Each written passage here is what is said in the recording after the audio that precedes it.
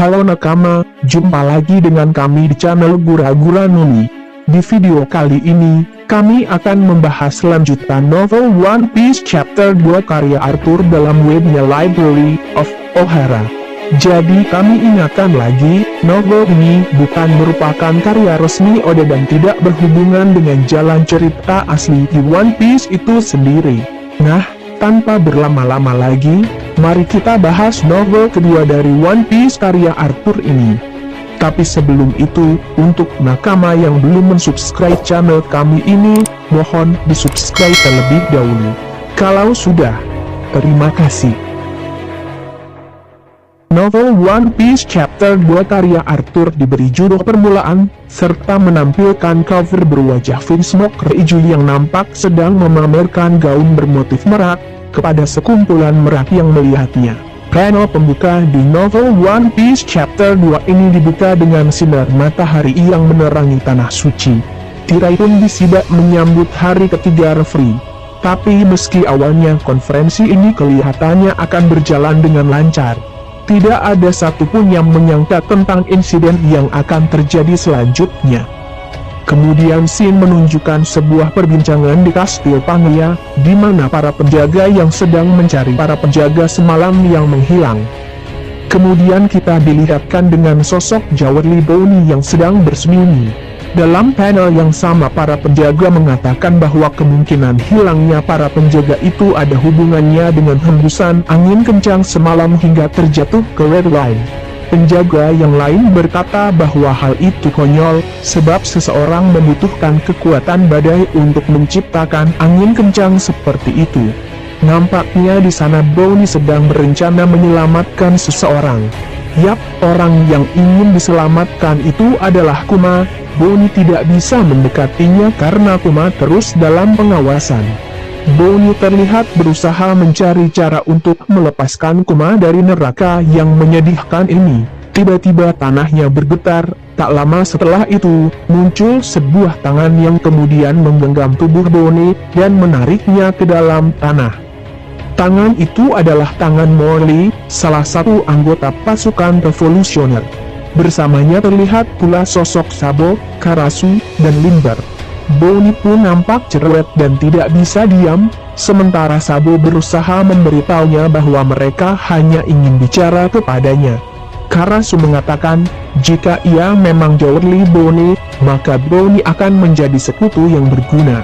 Terlihat Limber menceritakan masa lalu yang menceritakan Jawali Boni.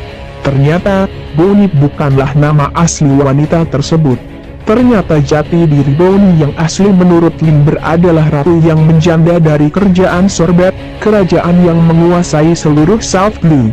Sama seperti halnya Germa yang pernah menguasai bagian utara, dan Sorbet pernah berkuasa di bagian selatan, hingga hampir 1000 tahun.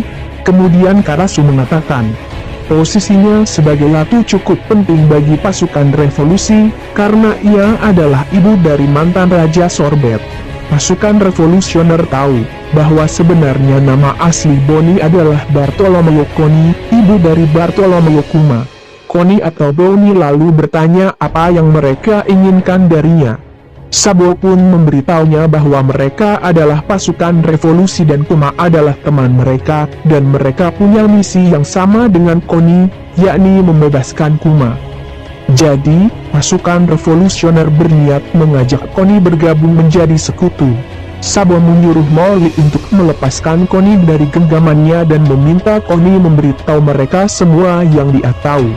Koni pun akhirnya menjelaskan mengenai buah iblis H.H. Noni yang membuatnya kebal dengan penuaan dan kematian. Karena ia diberi masa hidup yang panjang, Koni bisa memerintah Sorbet dengan waktu yang lama tanpa seorang raja. Karena itulah Koni bisa dikenal dengan sebutan Ratu Dowager. Koni pun melanjutkan penjelasannya bahwa kerajaan Sorbet memerintah seluruh South Blue, sepertinya dibentuk dari gabungan-gabungan aliansi negara-negara South Blue. Detailnya sudah hilang tapi legenda mengatakan bahwa dibentuknya sekitar 800 tahun yang lalu, sebagai upaya menghentikan pembersihan yang dipimpin oleh suku tertentu. Akibat dari Koni yang bertele-tele, kerajaan itu kehilangan kekuatan dulu yang pernah dimilikinya. Jadi Connie berharap bahwa anaknya, yaitu Kuma, bisa memberi nyawa baru pada kerajaan Sorbet. Tetapi Kuma malah tumbuh menjadi seseorang pembenci dan penganiaya hingga dikenal sebagai si kejam Kuma. Setelah pemberontakan yang sengit, Kuma diasingkan, tetapi kerusakan yang dilakukannya terlalu parah. Meskipun begitu, Kuma melanjutkan kekejamannya dengan menjadi bajak laut. Hal itu membuat Connie merasa gagal menjadi seorang ibu. Suatu hari Connie menerima surat dari Kuma. Surat tersebut berisi permintaan maaf dari Kuma atas semua kejahatan yang pernah ia lakukan. Sabo pun berkata bahwa mungkin surat itu dibuat Kuma setelah ia bertemu Dragon, di mana menurut Kuma, pertemuan Dragon sudah mengubah caranya memandang dunia. Connie pun berkata jujur bahwa sebenarnya ia tidak tahu secara rinci detailnya, namun ia yakin Kuma berkata jujur kala itu. Kemudian, Connie melanjutkan ceritanya mengenai kerajaan Sorbet, yang ternyata sudah menandatangani perjanjian damai dengan pemerintah dunia. Namun, tiba-tiba pemerintah dunia melancarkan Buster Call ke kerajaan Sorbet tanpa pemberitahuan sebelumnya. Connie pun percaya bahwa langkah tersebut dilakukan oleh pemerintah dunia guna menyingkirkan seluruh kekuatan politik yang terbilang besar, meski ia tidak tahu alasannya. Pemerintah dunia pun lantas menyita semua barang milik Connie, yang membuatnya harus menggunakan identitas palsu sebagai Jewelry Bonnie, yang akhirnya juga diberikan bounty yang tinggi oleh pemerintah dunia. Kemudian 2 tahun yang lalu, Connie menyadari apa yang terjadi kepada Kuma, bahwa ia diubah menjadi mesin tak bernyawa oleh Dr. Vegapan. Connie pun berniat memburu Dr. Vegapan dan membalas perbuatannya kepada anaknya, Kuma. Namun usaha tersebut sia-sia, sebab ia bertemu dengan bajak laut, Kurohige, dan kalah ketika melawan mereka. Connie dan anak buahnya pun dijual ke angkatan laut yang saat itu dipimpin oleh Akainu. Tapi berkat krunya, Connie dikabarkan berhasil meloloskan diri. Connie pun sadar bahwa mustahil untuk sekedar bertemu dengan Dr. Vegapan. Jadi, Connie mengubah misinya untuk menyelamatkan Kuma dari neraka tersebut. Connie juga berkata bahwa ia berhasil menyusup ke referee berkat bantuan kenalannya. Connie pun nampak menyerah. Ia berkata, disinilah aku sekarang, meskipun dekat tapi aku masih jauh dengan tujuanku. Namun Sabo berusaha menyemangatinya, meskipun mereka tidak berhubungan tetapi mereka memiliki tujuan yang sama, yaitu menyelamatkan Kuma. Hal itu tidak dapat membuat Connie kembali semangat, karena yang ia tahu bahwa Kuma telah mati. Lindbergh menjelaskan bahwa pernyataan Connie salah dalam beberapa hal. Sederhananya, Connie tidak mengetahui apa yang sebenarnya terjadi kepada Kuma. Kuma menyerahkan jiwanya atas keinginannya sendiri. Tidak ada yang tahu bahwa Kuma adalah bagian dari pasukan revolusi, jadi dia menyamar sebagai bajak laut dan menjadi si Chibukai, hingga sukarela menjadi cetak biru dalam program Pacifista. Ternyata semua itu rencana dari pasukan revolusi. Hal itu membuat Connie menanyakan kenapa Vegapan membunuh Kuma dan membuang jiwanya. Perubahan mesin menyeluruh diperlukan sebagai bagian dari program Pacifista dan SSG adalah rahasia kami untuk menumbangkan Tenryubito. Tetapi meskipun keadaannya seperti itu, Kuma masih hidup, jelas Karasu.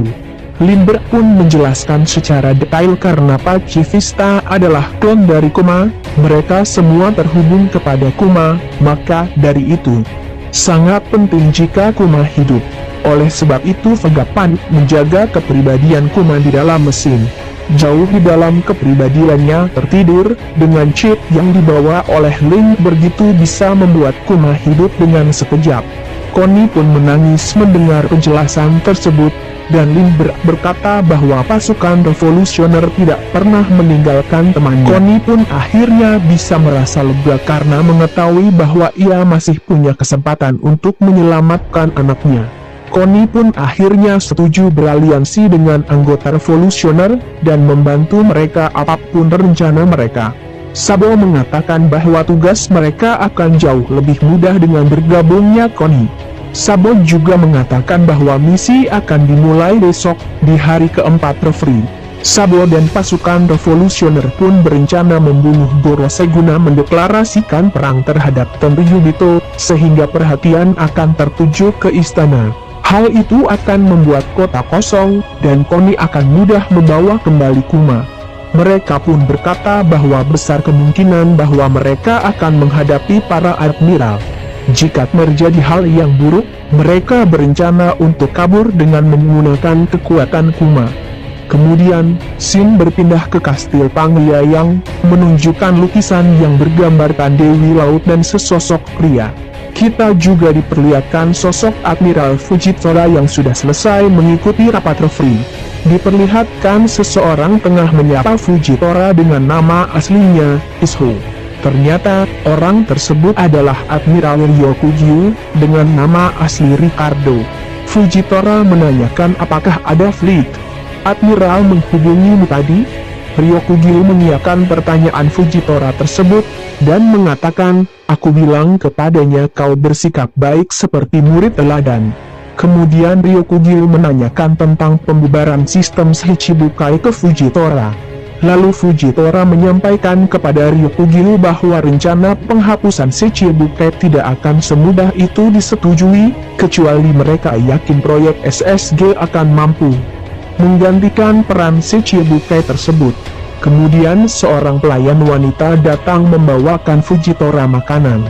Namun Ryokugyu malah menggoda pelayan tersebut, yang akhirnya berujung getokan tongkat dari Fujitora. Kemudian Fujitora pun bercerita kepada Ryokugyu mengenai buah iblis Smile.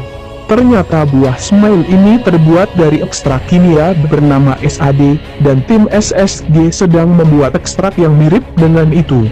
Dengan menyirami cairan ini ke tanah apapun, dapat mengubah pohon biasa menjadi pohon buah iblis.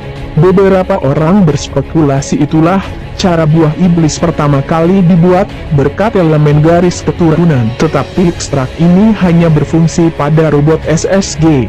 Fujitora berkata bahwa pada 2 tahun lalu ia hanya mampu mereplikasi kekuatan buah iblis Pika-Pika Daunu milik Borsalino. Namun sekarang, Smile bisa mereplikasi semua jenis buah iblis. Fujitora menjelaskan lagi bahwa proyek SSG itu adalah senjata rahasia untuk mencopot sistem pemerintahan yang bobrok ini. Pemakan buah iblis tersebut kemudian dinamai Pacifista, orang yang akan membawa kedamaian. Lalu, Shin berganti menunjukkan kelima anggota Gorosei yang sedang berdiskusi mengenai proyek SSG. Salah satu Gorosei menjelaskan bahwa buah iblis buatan yang hanya bekerja pada Pacifista itu dapat menjadikan mereka senjata yang dapat menghancurkan satu negara dengan sekejap. Dan salah satu Gorosei mengatakan keuntungan dari proyek SSG dan menanyakan bagaimana pendapat Inu tentang proyek tersebut. Para Gorosei berpikir bahwa Inu akan menganggap proyek tersebut menghina dewa, karena Inu telah memandang buah iblis tersebut seperti anaknya sendiri. Hal ini bisa dianggap penistaan baginya. Tetapi Inu menyetujui tentang pembubaran Shichibukai, lagi pula mereka tidak membutuhkan keseimbangan dunia setelah hari pembersihan. Meski Kaido dan Big Mom tengah melakukan kontak, di mana mereka harus diperhatikan, dan Akagami juga percaya bahwa Kurohige akan mewarisi keinginan dan ambisi Rocks. Dan salah satu Gorosei mengatakan bagaimanapun juga kita kekurangan buah iblis. Mungkin kita harus melihatnya. Di dalam kastil Panglia ada pintu yang sangat besar, tetapi sedikit orang yang memiliki akses pada pintu tersebut. Sebagian besar orang tidak mengetahui hal ini. Kastil Panglia dibangun di atas kastil lain, yang berdiri berabad-abad yang lalu. Keberadaannya dihapus oleh pemerintah dunia. Tempat tersebut adalah tempat rahasia tergelap di dunia, yang dikenal sebagai Tartarus. Kemudian, terlihat Gorosei memasuki tempat tersebut. Gorosei pun mulai flashback mengenai cerita yang diceritakan kepada mereka sewaktu masih anak-anak. Dahulu kala ada sebuah kerajaan terbesar di dunia yang pernah ada. Penguasa kerajaan tersebut dikatakan bernama Adam. Adam memiliki kekuatan untuk mendengar dan berbicara dengan makhluk apapun di dunia ini. Rakyat dari Adam menyebut kekuatan Adam sebagai the voice of all things, kekuatan yang dipakai Adam untuk membuat kedamaian, kemakmuran, dan kebaikan, sehingga Adam mendapat julukan Joy Boy. Joy Boy kemudian dikisahkan bertemu dengan Ratu Laut, dan jatuh cinta pada pandangan pertama. Mereka berdua pun diberkahi dengan 3 anak yang sehat, bernama Pluton, Poseidon, dan Uranus. Namun pada suatu hari, iblis laut menawari Joy Boy sebuah penawaran, yang menuntunnya ke pohon bergaris-garis yang aneh dan dapat memberikan kekuatan luar biasa kepada siapapun yang memakannya. Joy Boy berusaha menolak tawaran tersebut, namun godaannya terlalu kuat. Raja Joy Boy yang bijaksana dan dicintai, sudah menjadi iblis dan menawari buah iblis kepada mereka yang mendambakan kekuatan. Mereka pun memimpin dengan menghabisi orang-orang yang lemah, agar tercipta dunia yang dimana yang terkuatlah yang berkuasa.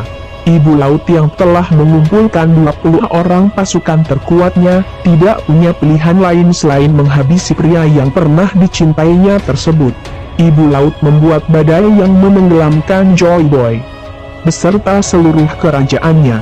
Ibu laut pun bersumpah jika ada seseorang yang menginjakkan kakinya di laut, maka ibu laut akan mencekik siapapun orang yang memakan buah iblis. Sebelum ibu laut meninggal karena lukanya, dia mempercayakan dunia kepada 20 orang yang membantunya. Kemudian para dewa naga baru tersebut memastikan dunia melupakan masa lalu yang pernah terjadi, sehingga kesalahan-kesalahan tersebut tidak terulang. Goresai mengatakan semua yang ada di dalam cerita itu sepenuhnya benar. Ketika mereka dipilih sebagai generasi tertua yang baru, mereka mengetahui kebenaran yang sebenarnya, dan mengapa itu harus dilupakan. Kemudian salah seorang Gorosei berkata bahwa validitas masa lalu tersebut dapat dibuktikan dengan sebuah pohon kolosal yang akarnya membentang hingga ke Fishman Island, yakni pohon buah iblis bernama Hawa. Nah, itulah yang menjadi akhir dari novel One Piece karya Arthur. Akhir kata, sekali lagi kami ingatkan bahwa novel One Piece karangan Arthur ini meski terlihat sangat realistis, namun sejatinya tidak berhubungan sama sekali dengan jalannya cerita saat ini, baik di manga maupun anime, melainkan hanya sebatas novel penghibur saja. Sekian pembahasan dari kami. Sampai jumpa dan terima kasih.